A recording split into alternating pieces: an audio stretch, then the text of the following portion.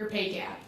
Our next speaker is here to discuss the misconception of gender equality in regard to that issue. Please welcome to the stage Emily Franklin.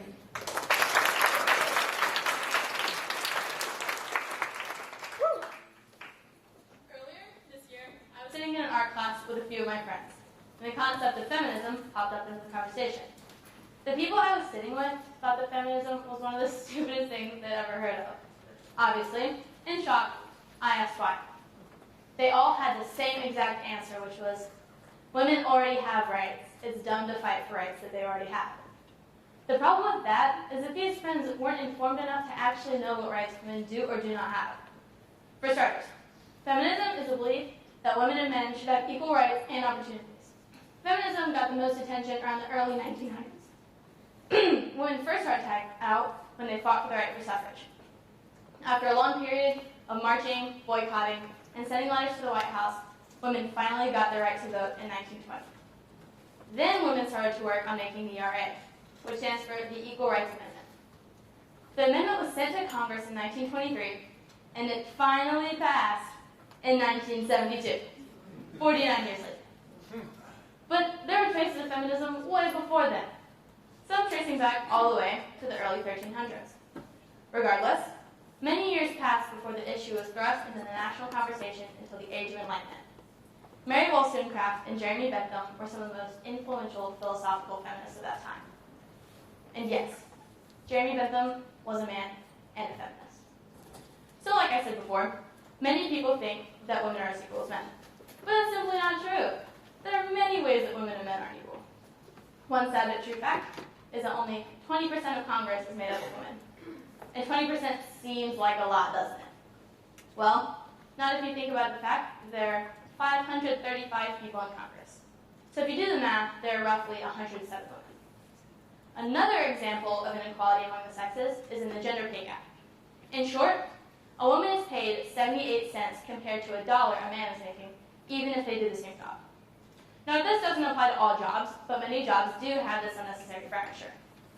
A recent study by Sarah Grant shows that female computer programmers, chefs, and dentists make significantly less than the men in those fields. Now, there have been many cases lately where women have started to try to make a change. The most recent case being the women's U.S. soccer team. The women's U.S. soccer team filed a wage discrimination allegation against the U.S. Soccer Federation. Megan Rapinoe, number 15 on the women's U.S. soccer team, told the world, "Recently, it becomes clear that the Federation has no intention of providing us equal pay for equal work." The EEOC stated that each woman on the soccer team would make around $99,000 if they won all the required friendlies, also known as scrimmages, which is 20 games. But if the men's U.S. soccer team won just as many friendlies, they would each get $263,320. Even if the men's team lost all the 20 required friendlies, they would each get around $100,000, while if the women's team lost all the friendlies, they would each get nothing. Now, I do understand that a lot of the players' earnings comes from how many tickets or pieces of merchandise the team sells. But both the women and men are being paid by the Federation to play the same sport where they're putting in the same work. Even though the women made $2 million in revenue and still only got a quarter of what the men made, or whatever. Regardless of awareness, the workers at CNN estimate around 118 years for the gender pay gap to be closed. But I believe the people of this day and age, stronger than we've ever been before, can come together and amend the rupture. Now, there are many ways that you can enlist in the cause. A study by Ken Elsesser says that we could implement pay transparency. If a boss of a company implements pay transparency, they tell each employee what their associate makes. This would allow the women to know what they're making in comparison to the men and maybe do something about it.